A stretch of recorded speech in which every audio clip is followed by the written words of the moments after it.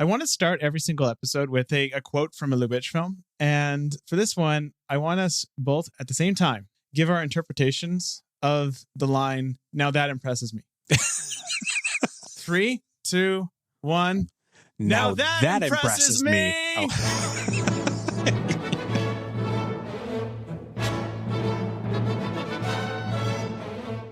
This is How Would Lubitsch Do It, a podcast in which we discuss the works of director Ernst Lubitsch, one film at a time. Well, it's our season finale, and what a season it's been. We'll be back in March after a small hiatus, so mark your calendar apps. If you'd like to help us make this show more visible for others, rate and review us on whatever podcast service you use, but especially if it's Apple Podcasts. Anyways, on to the show. It's June 1919, and Bram Ruiter joins us today to discuss The Oyster Princess. Come visit ernstcast.com if you'd like show notes, resources as to where you might find the films we'll be discussing, or just to say hi.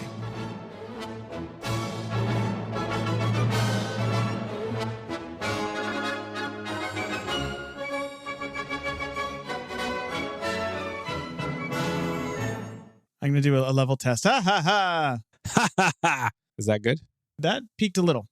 Yeah, that is one of my favorite closing lines of any. It is so Lubitsch. good. It is so good. And it is so weird. It is. For the dad to see your daughter get laid and just be like, well, that impresses me. Oh my gosh. Yeah. And we can get into that, but I'm going to introduce you so we can actually use this. Do it. All right. Hello. Welcome to the season finale of season 1 of How Would Lubitsch Do It? And we are here with my friend Bram Ruiter, who has been a guest on our previous podcast, Film Formally. Bram, explain yourself. Who are you? I am a filmmaker of mostly non-narrative experimental films, but I have a big love for, as of late, more and more old Hollywood stuff, which this is not part of, because this is still the Berlin phase of Lubitsch, I think. You think? I've done my research. If only there was some way of knowing. And I'm from the Netherlands, so that's why I'm somewhere else. Well, I think you're, if I'm not mistaken, you're the third person to come on the podcast so far that is beaming in from Europe. Ah. I feel like I open every episode like this, but it's just reiterating that we're doing the 100-year-old films of a director who's been dead for 75 years. So, Bram, tell us about your relationship to Ernst, and why should we care about this director who I meant to mention has been dead for 75 years. According to my my What I Watch account that I had for many years, since 2005, I think. I came into him in 2008 in, I think, June. Yeah, June 3rd. It was Trouble in Paradise. And I think that's a really good start. And then I had the alternative route into film, into like old Hollywood film, through some friends of mine who gave me like Douglas Sirk DVDs, and we would exchange Lubitsch DVDs. And I had a friend who was really deep into Lubitsch, and I think at that time the Criterion collection of early Lubitsch came out, or earlier Lubitsch, because now we're watching really early Lubitsch. But like that was with all his pre-code movies, right? Yeah, I think so. In that were definitely The Smiling Lieutenant, Monte Carlo, and 1 Hour with You, which I saw in quick succession, and The Marriage Circle, which I watched right after Trouble in Paradise. Marriage Circle was actually probably one of the first silent movies I've ever seen, and I just fell head over heels. The rest of them I watched when I was like 21, I want to say. That was The Smiling Lieutenant, Monte Carlo, 1 Hour with You, and eventually To Be or Not to Be, and somehow that did not end up with me watching the rest, because it should have, because I do consider To Be or Not to Be one of the greatest films I've ever seen, together with Trouble in Paradise. When you asked me, or when I forced myself upon this podcast, I actually had this panic of like, oh shit, I haven't seen any Lubitsch in, more than 10 years. So I got to start over. So I feel kind of like a student again, a Lubitsch student again. So I watched 3 movies in preparation for this, just to give a little clarification, because I'm probably going to refer to the other 2 as well. Of course, today we're talking about The Oyster Princess, but I've also watched I Don't Want to Be a Man, or Ich möchte kein Mann sein. And I watched Die Puppe, or The Doll. Like, I kind of had this idea of like watching one before his big change, because apparently this is like a big aesthetic change for him, which I can see. Oyster Princess. You've seen kind of the three big Ossi films. Ossi Oswalda. Also a new name for me. What a delightful person. She's one of the probably two most prominent actors that we're seeing from Lubitsch in this period, along with Paula Negri, although there's been a fair amount of Emily Oh my gosh. And Harriet Liedtke has also shown up quite a bit. But yeah, no, she's incredible in this. I do love that she always plays characters named Ossi.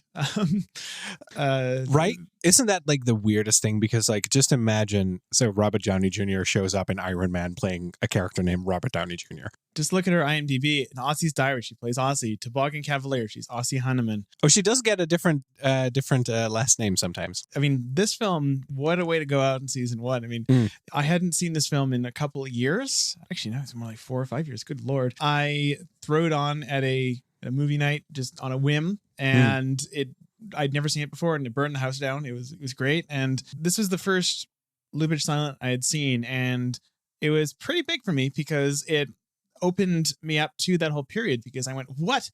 This feels like the work of a different filmmaker. And now I think after going through these films, you see the commonalities a lot more. We'll get into that, but this does not feel like the man who made The Shop Around the Corner in so many ways, in so many surface level ways. Underneath that, there's a lot, but this feels like the work of just a manic maximalist trickster. I also don't really remember this much artificiality or embracing the artificiality. Because you at some point, like during the film, you texted me, it's like, just try and figure out where this is taking place. And I kept thinking about that, and it's just impossible to pinpoint because all the sets are so, like I said, artificial. It's so designed almost, which is something that I had seen. I Don't Want to Be a Man. Like there are definitely parts of that where you can see that he's experimenting with sets, but it's much more chaotic. Like all his frames are much more chaotic. Like there's many people. Like he's a big ensemble guy. And I mean, this one is it's a huge step towards just his kind of geographic ambiguity that he embraces, not all the time, but quite often. Like by all textural dramatic evidence, this film takes place in America. It's about an American, he's the Oyster King.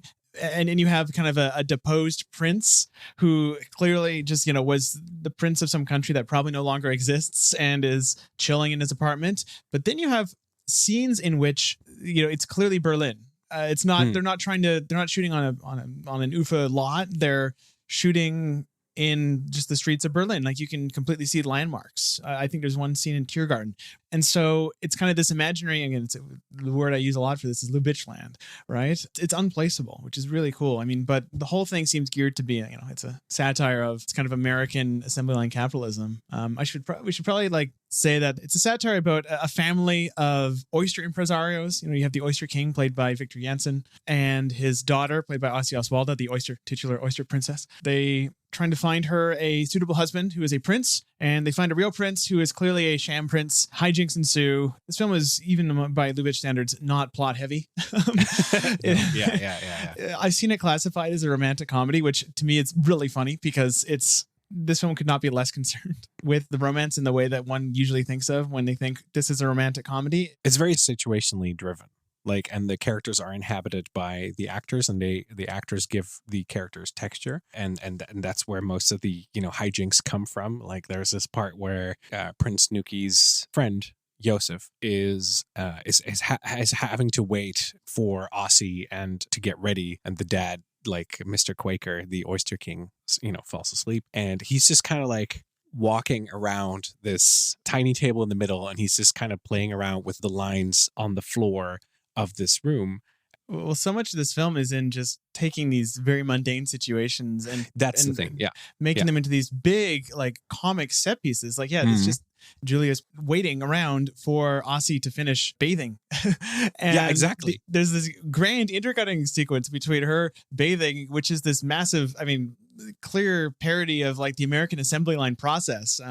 I looked up the dates on this, and I'm convinced this is a thing, even though I've read this nowhere. But they basically like clean her as if she was a Model T Ford being built in a factory.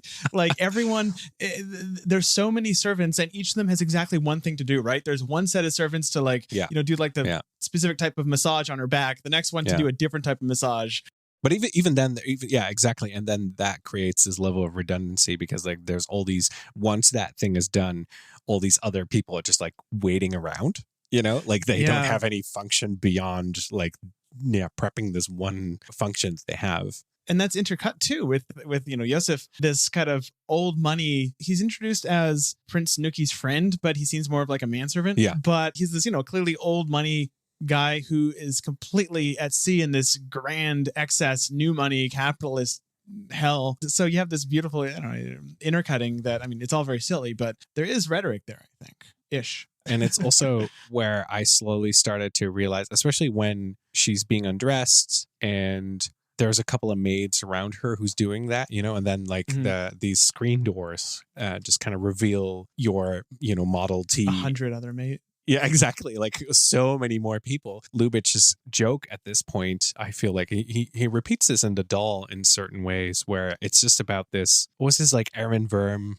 multiplication of something very mundane. Mm-hmm. So Aaron Worm is an artist who he would have a car and then he would make the chassis, I guess, around the car. He would make it as if it would be fat. Like the car would be really fat. He would blow up the car. We would have a house and he would make it smaller. And he would, like his idea was usually just like, so what if I take this normal thing and I would just blow it up, or I would make it very small. And that's kind of where Lubitsch is at this point as well, I think, where he tried to do this with that I don't want to be a man, but he didn't really have control of his extras. He didn't really know how to compose them in a way where they would become for him, a party scene was just a party scene, right? So it was just like, okay, just have party. And then in the middle of it is a scene. And then that, of course, creates chaos. The first party scene, if I'm not mistaken, that as a part of this retrospective has been the Merry Jail, which it's this embassy party. The choreography is quite interesting, mostly because it's this like very Merry Widow-ish succession of very esoteric fictional cultural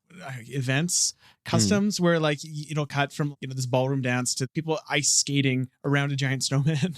That's like the party. And then you have in I Don't Want to Be a Man this wonderful staging in depth, right? But it's not as elegant or overly fussy as in this film. And then you have further scenes in like Carmen has some wonderful crowd scenes where you have these militaristic marches, and then you have this where it's this just gorgeously choreographed, almost surreal experience. Yeah, it's very controlled. Especially, I'm immediately thinking of the long table where all these waiters are giving the plates, and the only reason why it is so wonderful to look at, because it creates so much texture and depth to the whole thing, is like I said, multiplication. It's just a lot of waiters, like it's not just a few, but it's a lot of them. Like there's definitely 50 walking around there. He also loves his kind of flocks of men and women. Yeah. It's not just like a suitor, it's 20 suitors. Yeah. Yeah, exactly. Yeah. It's the in The Doll where he's being chased by 20 or 40 women or something like that, and just keeps going and going and going, and that creates a comedy, and that creates the exaggeration of the situation. And like I said, it's like the character is not really well defined beyond their like very base level.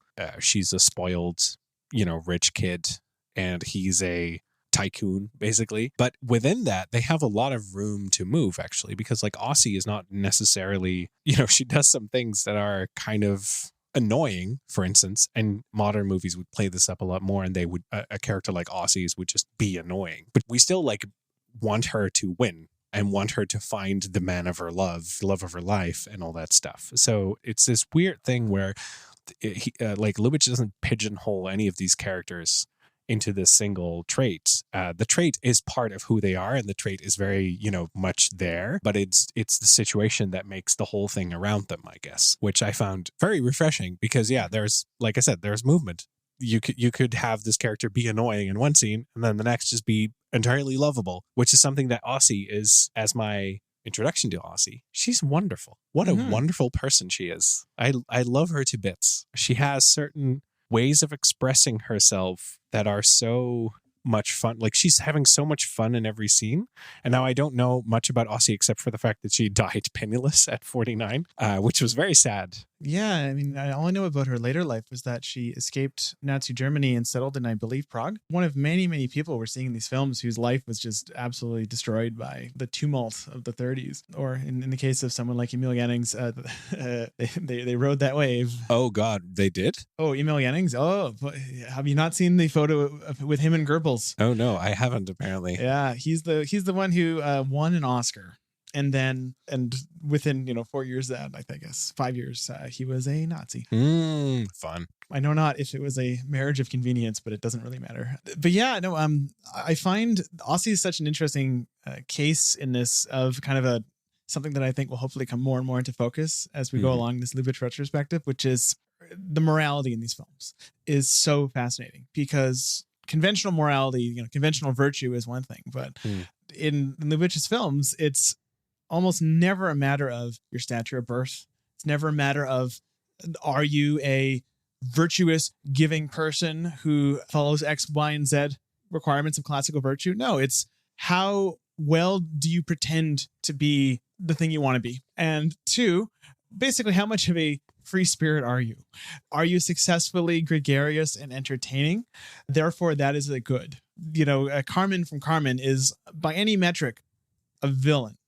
She is a femme fatale who drives her romantic interest to ruin. But as played by Paula Negri and depicted by Ernst Lubitsch, she is who we are kind of, despite ourselves, rooting for, because she's about the only character in the movie who seems in control of her destiny and has the confidence to try and get what she wants, right? She fulfills the type of person that she clearly wants to be. That type of person is not a virtuous person, but we're carried along with her because of that. And the same thing with Ossi in this, right? She is this tantrum throwing heiress. What's the name? I love the name of the nonprofit she runs, the Association of Millionaires' Daughters for the Prevention of Dipsomania, which is alcoholism. And immediately we're shown them raising a glass to their success, right? They're all drinking wine. And it's lovely. It actually reminds me, I feel like Arrested Development's entire thing is based on this.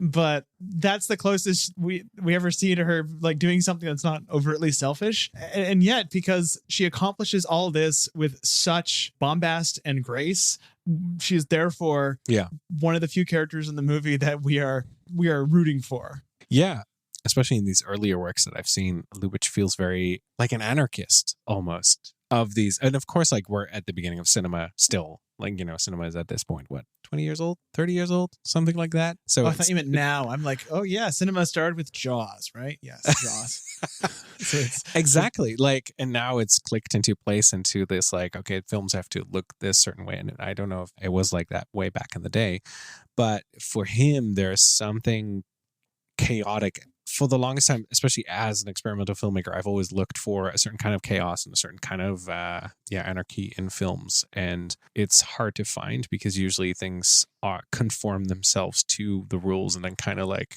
deviate from it a little bit.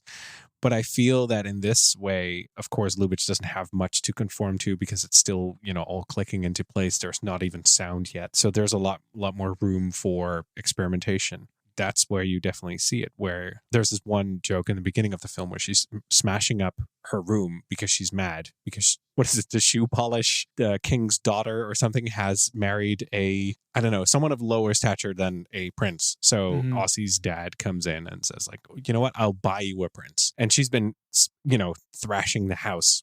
That is one of the greatest room thrashing moments. Like, right? She's having so much fun with it.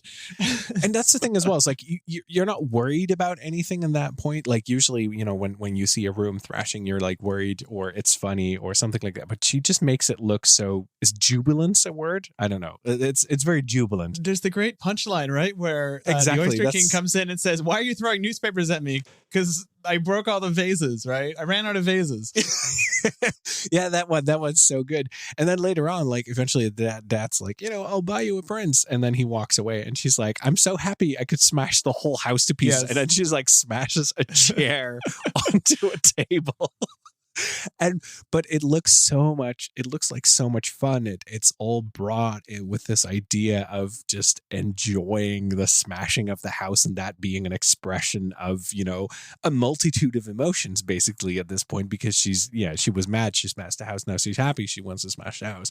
And it's used for a comedy. And also the dad is like very unimpressed and he kind of weaves that in like you come back to that idea of the dad being very, or the Oyster King being very unimpressed by everything except for apparently his daughter getting laid. That's a big thing.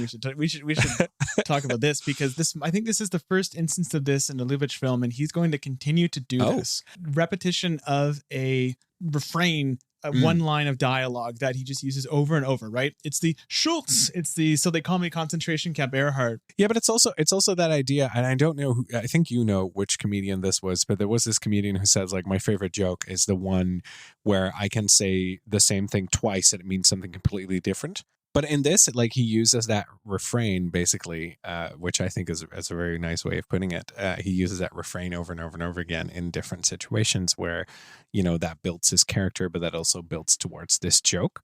And then in the end, there's this really weird moment where he says that he's really impressed for whatever reason.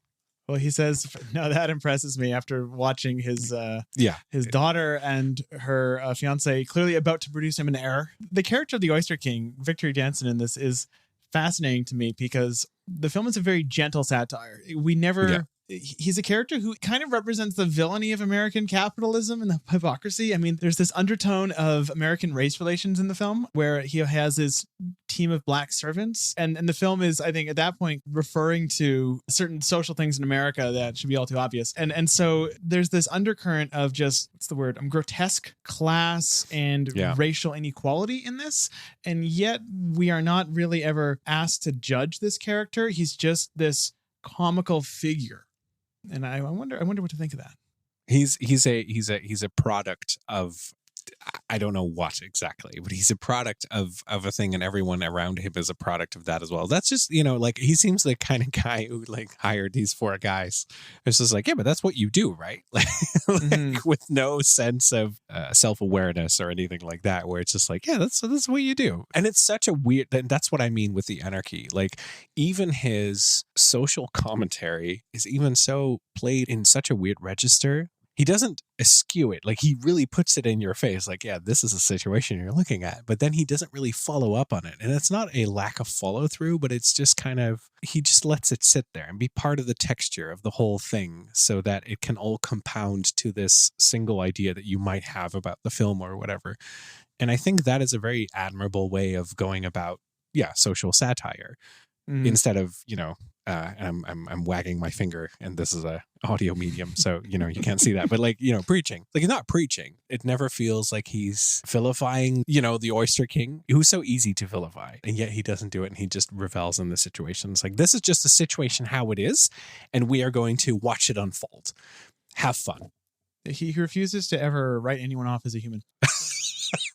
I mean, this weirdness extends to what we can call the romantic comedy story, because you have 2 co-leads on paper who do not meet until about reel 4 of this 4-reeler at the Dipsomania Society. You know, Harry is dragged in as this drunkard, and then it's this bizarre love at first sight between someone who's blackout drunk and Ossi, who is questionably sane. I'm sorry, not even Ossi, just Ossi, but like the entire committee of her. Yeah, like everyone's immediately in love with this guy. Everyone's just like, wow, who's this hot guy walking in? They decide to compete for him. Yeah, by boxing in a line. Yeah, this actually happens in this movie. Not boxing one by one. This is a lovely movie. Everyone watch it. It's a great movie. It's not even boxing like there's a ring and then everyone boxes. No. It's a line. It's a line. They're all standing in line and they bump fists and then they box each other until the last women standing. It is wonderful. Meanwhile, this guy's just like gets punched in the face as well. It's like they even punch him while they are fighting for him because he walks in between. And then he stands on a small, which I thought was very funny. It's like he's already been punched in the face. He went through the whole line of ladies boxing, and then he stands on this little podium and just like shouts at them, "Fight, fight!" While they have been fighting for quite a while at this point. The least ridiculous thing in this movie is that Ossi manages to beat every single one of them. You completely believe that this person would have enough drive to do that. For sure. And all the bow ties on the ground as well is such a nice touch. of him picking one up and just checking it out. And yeah, that's so wonderful. One of my notes was Harry Liedtke perfectly cast as a romantic lead who is gone for half the movie. And that was written right after I saw Carmen. So I wrote that in a bout of uncharitability, but I think he's truly very good in this.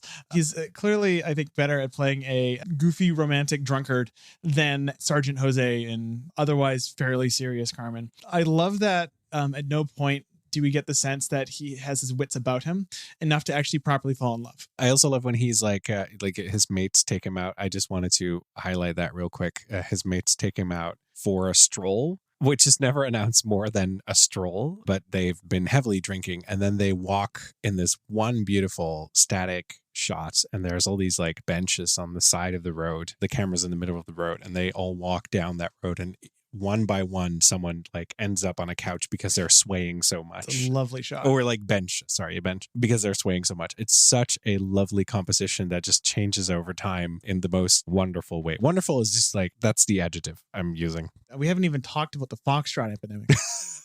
Yes. So much of this feels like things that Lubitsch would subtly incorporate in his later films, like The Merry Widow especially, and his musicals, and in ways that are just much lighter of touch. Everything in this film is big and lovely and beautifully choreographed, but this film feels so iconoclastic in his career in that it almost feels like a road that he almost went down but didn't.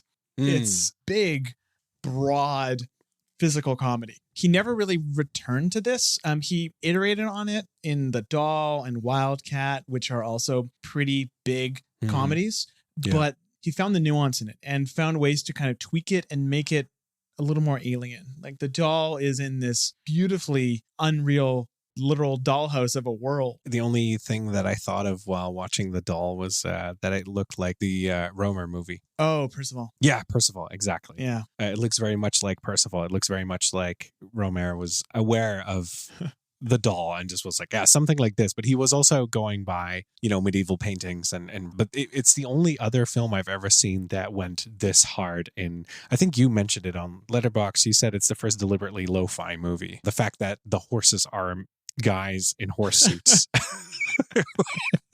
and they have to pull the carriage, which is so ridiculously funny as a joke. And also because like one of the, like their tail falls off and all these things with the set, because everything is made. Sorry for going on to The Doll, but like, I just really want to quickly talk about it. But like everything in that set goes wrong. Like there's so many things that should land in a certain way. And Lubitsch just leaves it in the movie. There's multiple things like that from the beginning on when he puts up the background of the dollhouse, when Ernst Lubitsch himself like puts up the whole dollhouse thing from a little suitcase, and then he puts the background on and the background almost falls over and he just like has to put it up again and clicks it into place. Like this constantly goes wrong in that film, and somehow it just like it becomes part of the diegesis of the film, and it kind of works. I'm totally stealing my material from the Doll episode, but the best comparison I can make to the Doll is the video game Yoshi's Island, Super Mario World 2, where both works of art are expertly crafted to look like they were designed by children.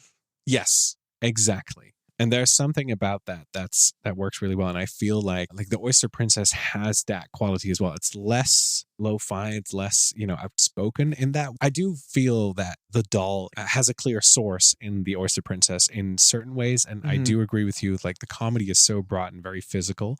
I'm now looking at the scene with the conductor. Oh my gosh, yes. Who is amazing. The band master. The greatest percussion instrument in history, which is slapping a man's face. I forgot about him. Yeah. Oh, that's so good. And there's so many jokes like that where it just cuts away and just takes time for a second to just like tell these little visual jokes here and there. And just like sometimes he just even like all he does is cut away to a face, because the face is fun. Like that's all he does. And then it all adds to this. I don't know. I was constantly just smiling and laughing throughout this whole section. The massive leap forward that you can see in just like the 2 years since The Merry Jail is absolutely stunning to me. You've gone from, this rhythm of The Merry Jail where you cut to a comic close up and it holds for like 3 times as long as you would expect. And you've gotten basically everything you're going to get out of the shot in the first few seconds, and then it just continues. This is not to say that, a 1917 silent film is less than, but fairly simplistic staging that often feels like, oh, this is theatrical staging as filmed by a camera taking place in the audience, the usual thing we say. This is so much more diverse and sophisticated in its rhythms, in the way the scene construction is assembled. Like you have shots like that wonderful set of panning shots that rhyme, where you have Harry Liedtke asks his friend for money, and the slow pan across their faces, and then the counterpoint pan from below that goes left as we follow the money. The pan is the gag.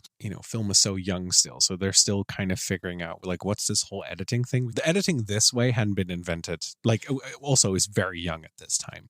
He's still following very few of like the things we associate with classical continuity. Characters will like exit frame right, enter frame left. Like it's good luck mapping the 180 rule on this movie. I mean, continuity of even like things like object permanence, the continuity of things outside the screen isn't really a concern. Characters kind of jump around the space in whatever suits the comedic moment. And again, this is not a bad thing. It's just feels like a road not traveled. Example of this is the band playing the music at the party. And we cut away to the guy with the saw. And then we cut away to the guy slapping another guy in the face. But like, where are they in the band?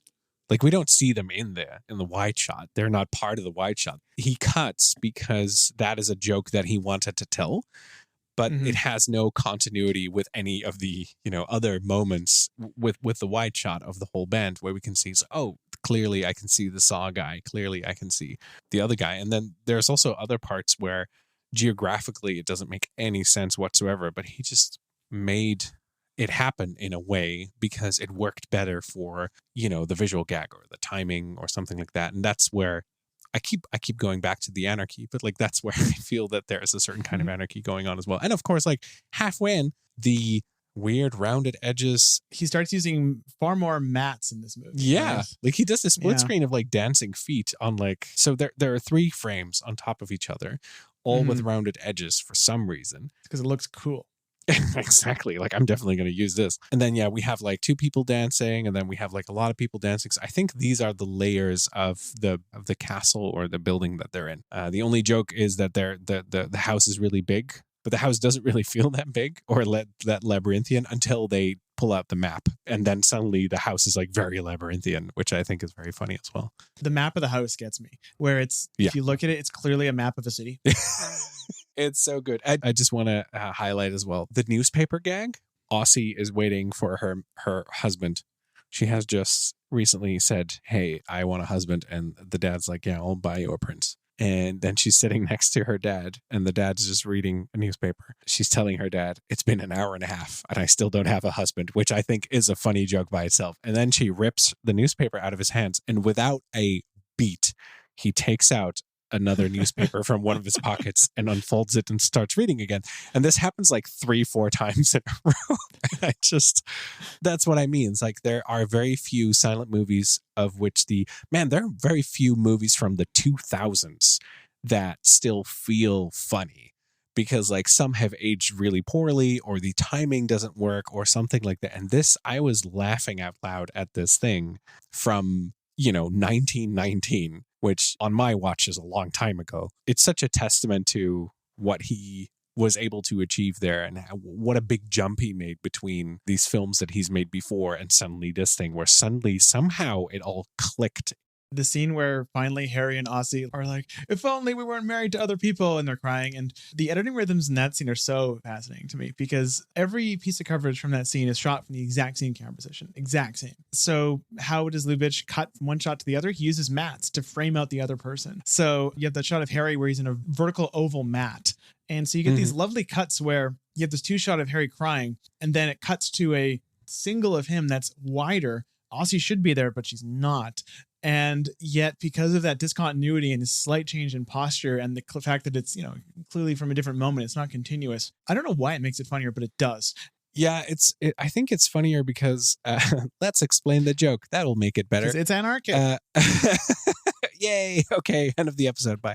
So when he starts crying and starts like drying his tears with her panties. Exactly. It's the same thing as Ossi being called Ossi in this movie. It doesn't make any sense. It shouldn't work. Because why does her character have the same name as our real life person? But like, it just is. So leave me alone. And that's the whole anarchy thing, I guess. Like he's just doing this shit because he thinks in that moment that was they probably did a couple of takes on this, and he just thought this take was really good, and he couldn't really figure out a way to put it in. So he's like, oh, fuck it, I'll put a mat around it and we'll just like highlight it and then we'll just continue. That's it. And that whole playfulness just strips out of this movie. Yeah, you just want to be part of this world and you just want to hang out with these people, or at least with Ernst, because I think the making of this film must have been so much fun. Most of his films in this period I've seen at some point or another called a transitional work. Usually that implies that it's not quite thing A, it's not quite thing B, so therefore it's lesser. For me, what's most fascinating about the film like The Oyster Princess, aside from the fact that it's hilarious, it's a laugh riot, is that you get to see like a great artist like Ernst go down so many of these alleys that would not be subsumed into like the mainstream aesthetic, right? You get these mats, you get these jagged cuts, you get these very ambitious crowd choreography that is kind of unlike anything he would do before or since. You get to see him truly experiment. He's still in the process of creating the aesthetic he would be famous for. We're still in the 19 teens, right? We're at the point at which, most film studies classes don't even address, or most, I would say, film form classes, anything that deals with production, right? We're still at the place when they're like, yeah, they were still figuring it out, in big air quotes. Exactly. He's just throwing shit at the wall, see what sticks.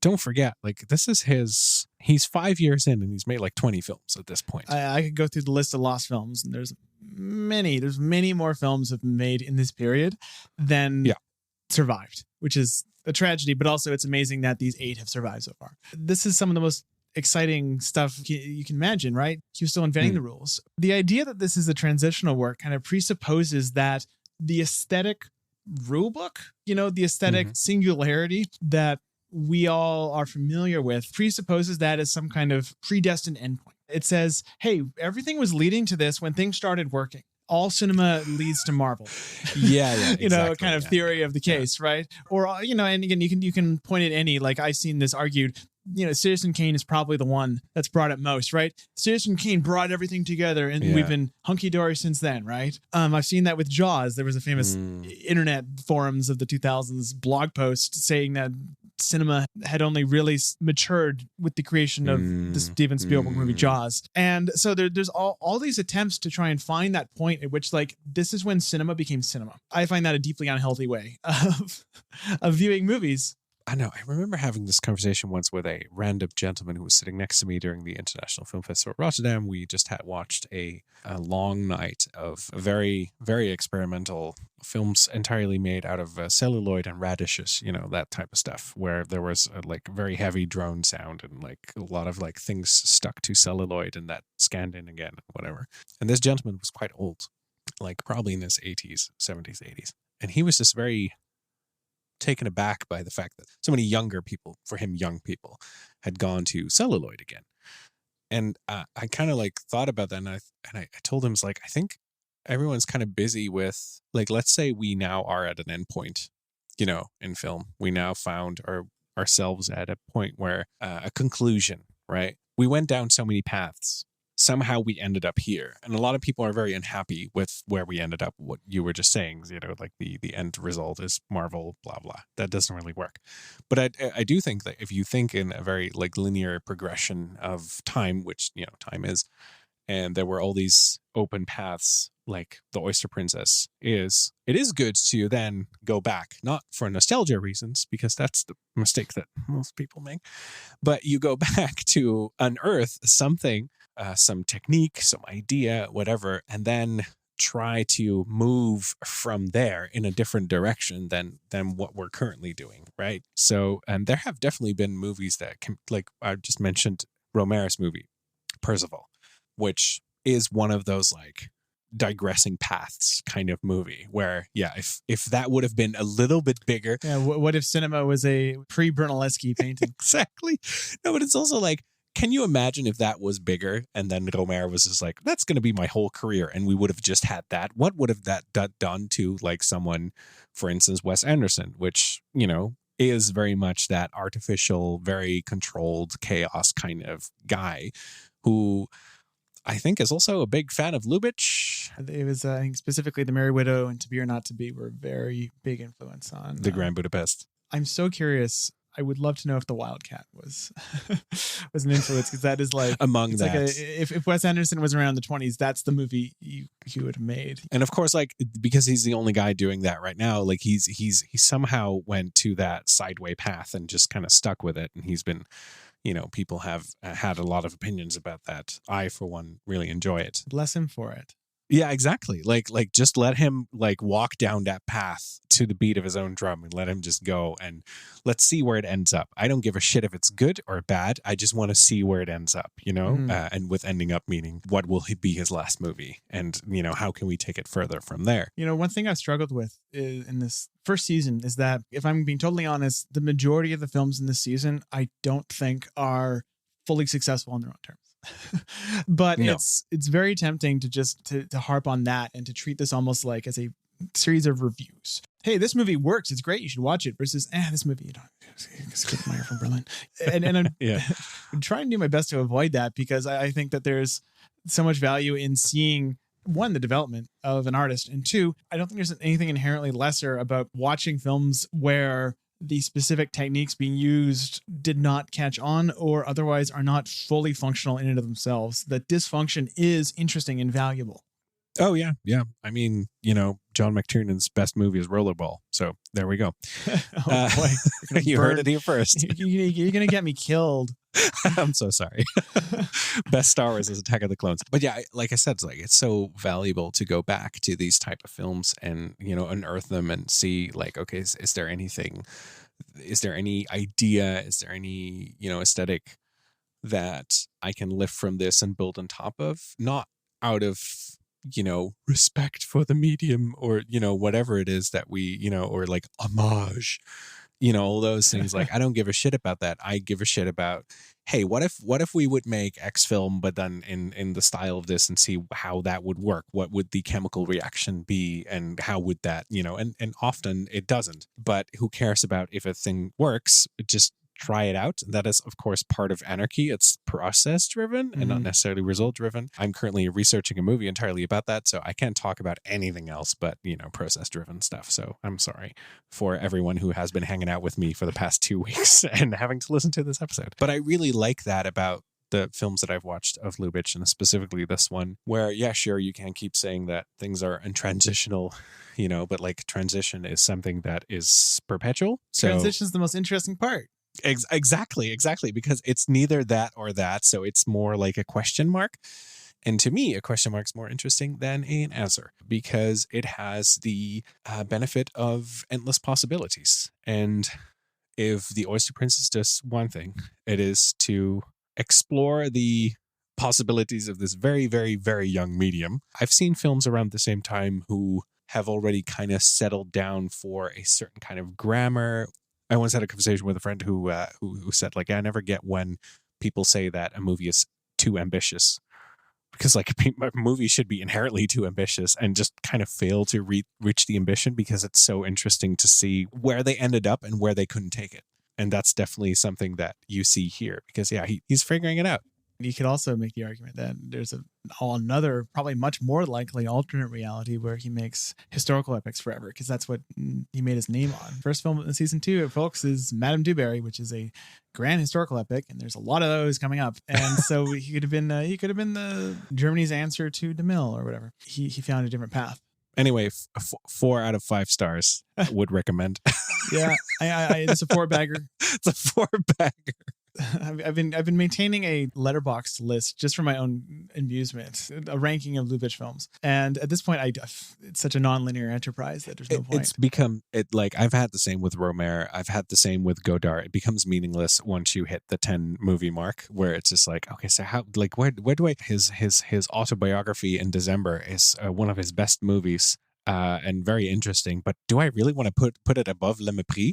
Like, is it really, or Contempt? Is it really better than that? And then it just becomes bullshit. On my list, I have the doll between Design for Living and Angel, which is kind of like putting a banana between 2 cinder blocks, or two things that just are not the same category at all, right? It's everything's so abstract now. You already set it up a little bit, but I'm kind of curious now. So I know this is the season finale. Hooray! Yeah, where are you now at in your project? Because like I've seen you lose your shit in a Berlin museum, I still have a picture of it making a selfie with the original What Would Lubitsch Do banner and what Billy Wilder's yeah, the one that Saul Bass banner of designed, exactly. I've never seen anyone as enthusiastic as you running through that museum looking for that. You didn't know that it was there, so it suddenly came upon it. It's like gasp. So now that you've done, I'm guessing at this point, most of the first season. Yeah. Where are you at? In terms of the show, I'm pretty excited. I'm going to be traveling to New York to record in person with some folks. I'm more confident in my ability to finish this than I was after like a couple episodes.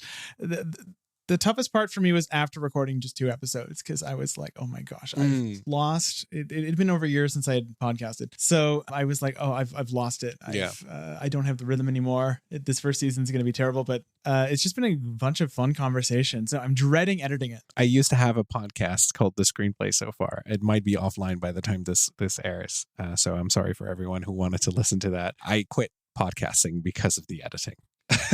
That's all. So I feel it. But like the other question, or the other thing I'm curious about, is that how have these conversations shaped your relationship with Ernst?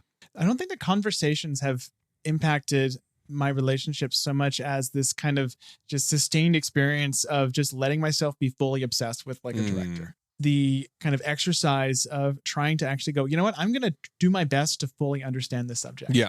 Because I'm a real dilettante, in my opinion. I'll like be just researching random color science stuff in the morning. Then in the afternoon, I'll just find some weird film history curio to get obsessed with for a couple hours. Then I'll move on.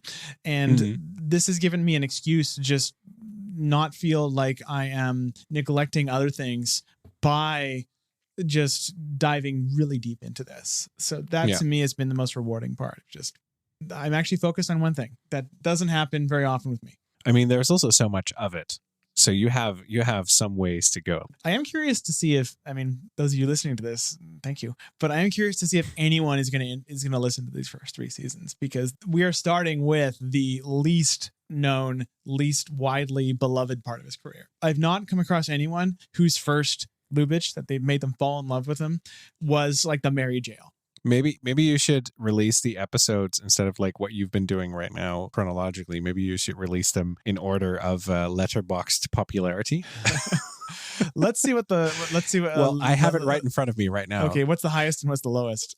So guess the highest. Trouble in Paradise. No, that's number 3. Or To Be or Not to Be. It's one of the. Really? Exactly. So 1 is To Be or Not to Be. Then it's Trouble in Paradise. And 3, what's 2? 2 has to be Shop Around the Corner then, right? It's Shop. Then 4 is Ninochka. This is our twisted box office game. Exactly. It's the hard part's going to be the bottom 5, because I would be very sure that the bottom 5 is like, there's probably like 20 films that do not exist. Films that are lost. Shit like Blind Cow, The New Nose, The Last Suit. Yeah, those all sound like in 1916, 1915. Doesn't even have those are fully lost posters. Yeah, exactly. But yeah, you should release them in order of popularity so that you can get all that great Squarespace. And then just the last 2 seasons of the podcast, which is the lowest ratings in Apple history. Exactly. No, you might as well rip the Band-Aid off. And I mean, if anything, now I get to, watch the OYSTER Princess, and I've never seen that. And now I can tell you that I've seen it. And yeah, great movie. Die Puppe as well. And even like the other one that I watched, what is it? I Don't Want to Be a Man. What a weird movie that is. Those are about the only 2 films this season that I would like fully recommend to an average person of like, what's a great film from Berlin in the 19 teens? Well, these 2 are great, and the rest are interesting. Pretty okay. We've had wonderful times in Berlin and outside of Berlin, in Zoom as well. Yeah, I should have led with that. That we went through the Deutsche Kinemathek. We saw all the the 3 Ernst Lubitsch things in there, along with the 300,000 Marlene Dietrich things in there. Remember her luggage is in that museum? That was great. Yeah, love to see her luggage in a weirdly nautically styled museum. I think the funniest thing was that we went through the whole thing. We got to World War II, and of course, something happened there in Germany. And they had a bunch of stuff. Like they didn't like just, they didn't fully jump over it, but they had like 2 rooms dedicated to it. And then we turned a corner and it went really quickly for some reason. And you joked, Oh, what's next? Rainer Werner Fassbinder? And yes, the next room is Rainer Werner Fassbinder. Who made and they really, it's interesting. It's so weighted towards pre-war cinema, that museum. 2/3 of it is Weimar stuff. Yeah. And then it becomes World War II, and then suddenly it's like, oh, here's modern cinema. Here's Wim Wenders. Here's like a little shelf for Wim Wenders and Herzog. They have the Herzog shelf. Remember? Yeah, but they did have Straub as well, which Straub and Villiers, which was pretty great. So, the breadth of it was well enough. But it's such an interesting museum. Go there if you're ever in Berlin. Just go there to have some fun and look at Marlene Dietrich's suitcases. On that note, let's do a little outro here. So I'm going to say this. Thank you so much for joining us, Bram. That was a fantastic 87-minute conversation, which will surely be shorter. Is there anywhere that people online can find your work, such as your films? I have a few films on my website. Everything, basically, I go by my own name, which my much younger brother and sister have told me is a bad idea for doxing reasons. So there you go. But yeah, it's just my own name, Bram Ruiter, or Bram Ruiter, as everyone says it. Yeah, some movies are online, some other movies aren't. If you sent me a nice DM, I might send it to you if I like you enough. I'm currently working on a new film, for which I've just recently received some funding. And I'm very excited to work on that for the next, I said 6 months, but talk to me again in a year and a half. Maybe it's done. So we'll see. Well, thank you. And thanks everyone for listening to season 1 of this podcast. I'm assuming if you've gotten this far, you've probably listened to a couple others. So thanks so much. I'm going to hit the stop recording button. Before we continue, some thanks are due to everyone who helped make this season happen. First, all of our guests: Lauren Faulkner Rossi, Will Ross, Dara Jaffe, Matt Severson, Peter Labuza, Tim Brayton, Jose Arroyo, Fran Hoepfner, and Bram Ruiter. Everyone who provided invaluable content, helped find guests, or otherwise graciously lent their valuable counsel and support. Anya Citak-Scott, Dave Kehr, David Cairns, Kristin Thompson, Paul Cuff, Luci Marzola, Stefan Drössler, the MOMA, all of our soon-to-be-announced future guests, and too many others to list here. And, of course, to you listening to our show right now, thank you for surviving the most comically esoteric season of film podcasts imaginable. After a brief hiatus, we'll be back in March to discuss the second half of Ernst Lubitsch's career in Berlin.